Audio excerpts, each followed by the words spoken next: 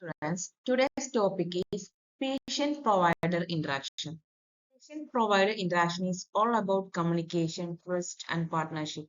When patients and providers connect, it leads to better care and happier experience and everyone involved. That means ഒരു health സെറ്റപ്പിലുള്ള പേഷ്യൻറ്റും health service provide ചെയ്യുന്ന ഒരാളുമായിട്ടുള്ള ഇൻട്രാക്ഷനെയാണ് patient provider interaction എന്ന് പറയുന്നത്. So ഈ ഒരു interaction is അവർക്കിടയിൽ നടക്കുന്ന communication, അവർക്കിടയിലുള്ള ഒരു ട്രസ്റ്റും ഇവർ തമ്മിലുള്ള ഒരു പാർട്ട്ണർഷിപ്പിനെയും ആണ് ഈ പേഷ്യന്റ് പ്രൊവൈഡർ ഇൻട്രാക്ഷൻ എന്നുകൊണ്ട് ഉദ്ദേശിക്കുന്നത്. So why good interactions matter here? Good patient-provider interaction lead to better care and happiest patients. They foster trust, enhance communication, and make visits smoother and more enjoyable for everyone involved. എന്നുവെച്ചാൽ good patients, good patient-provider interaction വേണമെന്ന് പറയുന്നത് വെച്ചാൽ ഒന്ന് പേഷ്യൻസിന് better care കിട്ടാനും അവര് satisfied ആവാൻ വേണ്ടിയിട്ടും അങ്ങനെ ഒരു ട്രസ്റ്റും ഒരു നല്ലൊരു കമ്മ്യൂണിക്കേഷനും പേഷ്യന്റ് പ്രൊവൈഡറിന് ഇടയിൽ ഉണ്ടായി കഴിഞ്ഞാൽ വീണ്ടും അവർ ഈ ഒരു ഹെൽത്ത് സർവീസിന് വേണ്ടി മേക്ക് വിസിറ്റ് സ്മൂത്തർ. അവർ വീണ്ടും വരാൻ റെഡിയാകും, വീണ്ടും വിസിറ്റ് ചെയ്യാൻ റെഡിയാകും. സോ അവിടെ എല്ലാ കാര്യങ്ങളും സ്മൂത്ത് ആയിട്ട് നടക്കാനും ഇത് ഹെൽപ്പ് ചെയ്യും. So patient provider interaction is all about communication. Communication smooth ആയിരിക്കേണ്ടത് പേഷ്യന്റും അതേപോലെ തന്നെ പ്രൊവൈഡറും സാറ്റിസ്ഫൈ ചെയ്യാൻ അത്യാവശ്യമാണ്. We can see what are the key elements which are the foundation of effective interactions. So building a strong relationship involves clear communication, empathy, and shared decision making. These key elements create partnership that enhance trust and ensure patients feel valued during their healthcare journeys. എന്നുവെച്ചാൽ അവരുടെ communication കൊടുക്കുന്നത് clear ആയിരിക്കണം, കാര്യങ്ങൾ പറയുന്നത് clear ആയിരിക്കും, അവർക്ക് understanding ആയിരിക്കണം, അതുപോലെ പേഷ്യന്റിനോട് ഒരു എമ്പതി ഉണ്ടായിരിക്കണം പ്രൊവൈഡറിന് എന്നുള്ളതാണ്. ദെൻ ഒരു ഡെസിഷൻ എടുക്കുമ്പോൾ that will be A shared one.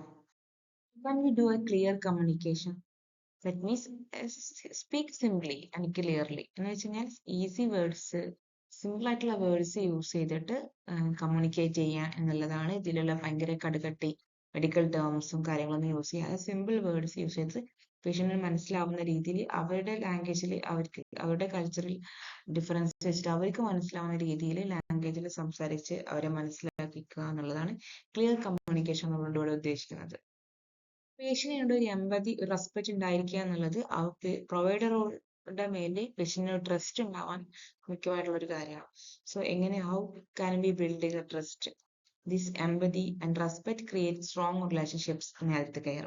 അപ്പോൾ പേഷ്യൻസിനോട് ഒരു എമ്പതിയോട് കൂടി റെസ്പെക്റ്റോട് കൂടി നമ്മൾ ബിഹേവ് ചെയ്യുമ്പോൾ, ഇന്ററാക്ട് ചെയ്യുമ്പോൾ പേഷ്യൻസിന് തന്നെ ഹെൽത്ത് കെയറിൽ ഒരു ട്രസ്റ്റ് ഫീൽ ചെയ്യാണ് ഇതിന്റെ ഒരു ബെനിഫിറ്റ് എന്ന് പറയുന്നത്. ഷെയർഡ് ഡെസിഷൻ മേക്കിംഗ് എന്നുള്ളത് കൊണ്ട് ഉദ്ദേശിക്കുന്നത് പേഷ്യന്റും പ്രൊവൈഡറും ഒരുമിച്ച് ഒരു തീരുമാനം എടുക്കുക എന്നുള്ളതാണ്. ഒരു തീരുമാനം ഒരാളുടെ മാത്രമാവാതെ രണ്ടുപേരും കൂടി ഷെയർ ആയിട്ടൊരു ഡെസിഷൻ എടുക്കുക എന്നുള്ളതാണ്. അപ്പൊ അതിൽ ഇതെങ്ങനെ പോസിബിൾ ആവാന്നുള്ളത് നോക്കാം. ഫസ്റ്റ് സ്റ്റെപ്പ് എന്ന് പറഞ്ഞാൽ open the dialogue. That means open communication ആണ്, തുറന്ന് സംസാരിക്കുക എന്നുള്ളതാണ്. അതായത് അവരുടെ ക്വസ്റ്റ്യൻസ് ചോദിക്കാനും എൻകറേജ് ചെയ്യിക്കുക, പരസ്പരം എൻകറേജ് ചെയ്യിക്കുക ആൻഡ് എക്സ്പ്രസ് അവർ കൺസേൺ. പേഷ്യന്റിനായാലും പ്രൊവൈഡറായാലും അവരുടെ കൺസേൺ എന്താണെന്നുള്ളത് ഓപ്പൺ ആയിട്ട് സംസാരിക്കുക പരസ്പരം എന്നുള്ളതാണ്. സെക്കൻഡ് സ്റ്റെപ്പ് എന്ന് പറഞ്ഞാൽ എക്സ്പ്ലോർ ഓപ്ഷൻസ് ടുഗദർ. ഇപ്പോൾ ഒരു എക്സാമ്പിൾ പറയുകയാണെങ്കിൽ ഒരു ട്രീറ്റ്മെന്റിന്റെ കേസ് ആണെങ്കിൽ, അതല്ലെങ്കിൽ ഒരു മെഡിസിന്റെ കേസ് ആണെങ്കിൽ അതിന് ഒരുപാട് ഓപ്ഷൻസ് ഉണ്ടാവും.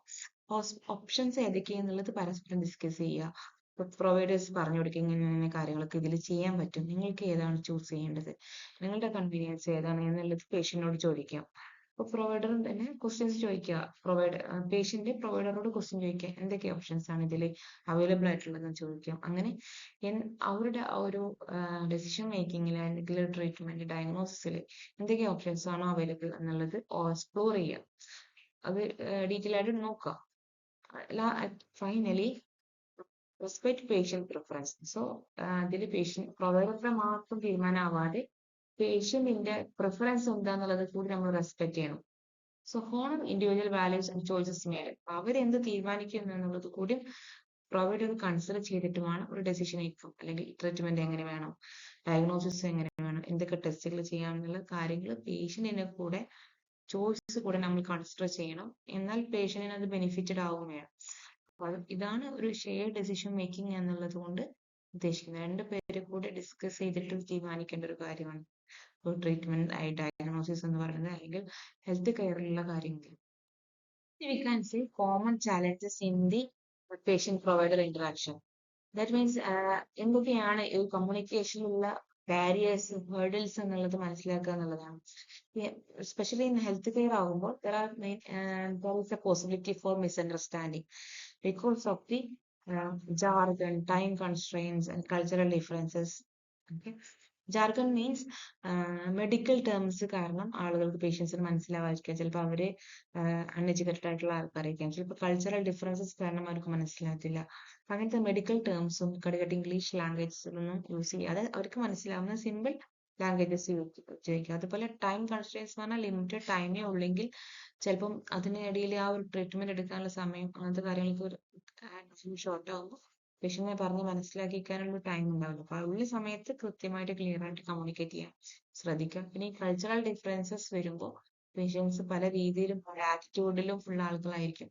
അവരെ പറഞ്ഞ് മനസ്സിലാക്കിക്കുക, അവരെ ഈ ട്രീറ്റ്മെന്റിലേക്ക് കൊണ്ടുവരുമെന്ന് പറഞ്ഞത് കുറച്ച് ബുദ്ധിമുട്ട് തന്നെ ആയിരിക്കും. അപ്പൊ അതൊക്കെയാണ് ഇതിലുള്ള ബാരിയേഴ്സ്. അപ്പൊ അതിനെ എഫക്റ്റീവ് ആയിട്ട് യൂസ് ചെയ്യുക എന്നുള്ളതാണ്. അപ്പൊ ഇങ്ങനത്തെ ചലഞ്ചസ് ഒക്കെ നമുക്ക് മാറിക്കിടക്കണമെങ്കിൽ it requires patience, clarity and willingness to engage with ആണ് അതിനകത്ത്. Some tips for patients, that means അവർക്ക് പേഷ്യന്റ് പ്രൊവൈഡർ കമ്മ്യൂണിക്കേഷൻ നടത്തുമ്പോൾ ഹെൽത്ത് കെയറിൽ ഒരു കമ്മ്യൂണിക്കേഷൻ വരുമ്പോൾ അവർക്ക് കാര്യങ്ങൾ ക്ലിയർ ആയിട്ട് കിട്ടാൻ വേണ്ടിയിട്ട് പേഷ്യൻസിനുള്ള കുറച്ച് ടിപ്സ് ആണ്. First one is write down. അതായത് അവർ അപ്പോയിന്റ്മെന്റ് എടുക്കുന്നതിന് മുമ്പ് അല്ലെങ്കിൽ ഒരു ഡോക്ടർ വിസിറ്റ് അല്ലെങ്കിൽ ഹെൽത്ത് കെയർ വിസിറ്റ് ചെയ്യുന്നതിന് മുമ്പ് അവർക്ക് ചോദിക്കാനുള്ള ക്വസ്റ്റ്യൻസും അവരുടെ കൺസേൺസും ഒക്കെ ഒന്ന് നോട്ട് ഡൗൺ ചെയ്യാം. എങ്കിൽ മറന്നു പോകുന്ന കാര്യം നമുക്ക് അതിൽ നിന്ന് അവോയ്ഡ് ചെയ്യാൻ പറ്റും. വെച്ചാൽ നമ്മൾ മറന്നു പോയിട്ട് ചോദിക്കാൻ പറ്റാതെ അങ്ങനത്തെ സിറ്റുവേഷൻ നമുക്ക് ഒഴിവാക്കാൻ പറ്റും.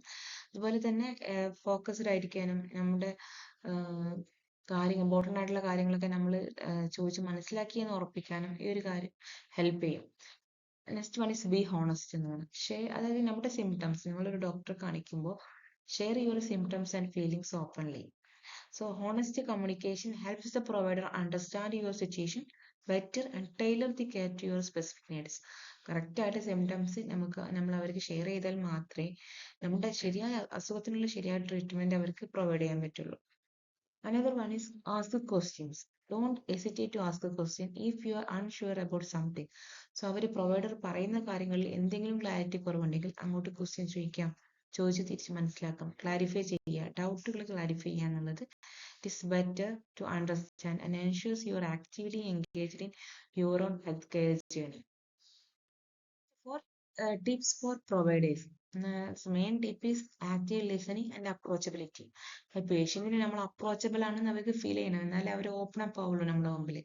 സോ ആക്റ്റീവ് ലിസണിങ് മീൻസ് ആക്റ്റീവായിട്ട് അവർ സംസാരിക്കുന്ന കാര്യങ്ങൾ, അവർ പറയുന്ന കാര്യങ്ങൾക്ക് നമുക്കൊരു ഇൻട്രസ്റ്റ് ഉണ്ടെന്ന് അവർക്ക് ഫീൽ ചെയ്താൽ, അല്ലെങ്കിൽ നമ്മളത് കെയർ ചെയ്യുന്നുണ്ട്, നമ്മൾ ശ്രദ്ധിക്കുന്നുള്ളത് അവർ ഫീൽ ചെയ്താൽ മാത്രമേ അവർ വീണ്ടും കാര്യങ്ങൾ ഓപ്പണായിട്ട് പറയുള്ളൂ. So truly focus on what patients says, give them your full attention. This builds trust and ensures they feel valued and understood during their visit. Next is ask open-ended questions. Open-ended question means yes or no, ഇല്ല അല്ലെങ്കിൽ ഉണ്ട് എന്നുള്ള ഒരു ആൻസറിൽ മറുപടി പറയാൻ പറ്റാത്ത രീതിയിൽ അതിൽ ഓപ്പൺ ആയിട്ട് ഒരുപാട് ഒരു സെന്റൻസ് ബേസിൽ ഓപ്പൺ ആയിട്ട് ആൻസർ പറയാൻ പറ്റുന്ന രീതിയിലുള്ള ക്വസ്റ്റ്യൻസ് പേഷ്യൻസിനോട് ചോദിക്കാം. എപ്പോഴാണ് അവരുടെ കാര്യങ്ങൾ പലതും നമുക്ക് അവര് ഓപ്പൺ ആയിട്ട് സംസാരിക്കുള്ളൂ. ഒരു എക്സോർണോ ക്വസ്റ്റ്യൻസ് ചോദിച്ചാൽ അവര് ഉണ്ട് അല്ലെങ്കിൽ ഇല്ല എന്നുള്ള റിപ്ലൈ മാത്രം തരും. അപ്പൊ അതിൽ നമുക്ക് പല ഡീറ്റെയിൽസും കിട്ടിയില്ല എന്ന് വരാം. So any time every time please ask the question. So ask questions open-ended questions asked to patients. It encourages patients to express themselves fully by asking questions that they care more than a yes or no power. This forces a deeper, more meaningful dialogue. Next is be approachable to patients. They create a welcoming environment where patients feel comfortable speaking up. A friendly demeanor and approachable body language can make a significant difference in their experience. So, പ്രൊവൈഡർക്ക് almost busy ആയിരിക്കാം, ഒരുപാട് patients waiting ആയിരിക്കും. പക്ഷെ എന്നിരുന്നാലും ഓരോ പേഷ്യൻസിനും അവരുടേതായ time അവർക്ക് കൊടുക്കുക. അവർക്കൊരു വെൽക്കിംഗ് എൻവയോൺമെന്റ് ക്രിയേറ്റ് ചെയ്യുക എന്നുള്ളതാണ്. നമ്മുടെ ബോഡി ലാംഗ്വേജ് കണ്ടാലും നമ്മുടെ ഫേസ് കണ്ടാലും അവർക്ക് ഒരു ഫ്രണ്ട്ലി ഫീൽ വരണം. എന്നാലേ അവര് ഓപ്പൺ ആയിട്ട് സംസാരിക്കുകയുള്ളൂ. അപ്രോച്ചബിൾ ആവണം. Effective communication is a key in patient-provider interaction. So, asking the IT questions helps clarify misunderstanding, ensuring both parties are on the same page and enhancing mutual understanding. So, every misunderstandings, communication misunderstanding clear ചെയ്യാൻ clarify ചെയ്യാനും questions open ആയിട്ട് നമ്മുടെ മനസ്സിൽ തോന്നുന്ന doubts open ആയിട്ട് സംസാരിക്കാം, ചോദിക്കാം എന്നുള്ളതാണ് ഒരു എഫക്റ്റീവ് ആയിട്ടുള്ള പേഷ്യന്റ് പ്രൊവൈഡർ ഇന്ററാക്ഷൻസ് possible ആവണമെങ്കിൽ you should clarify your doubts.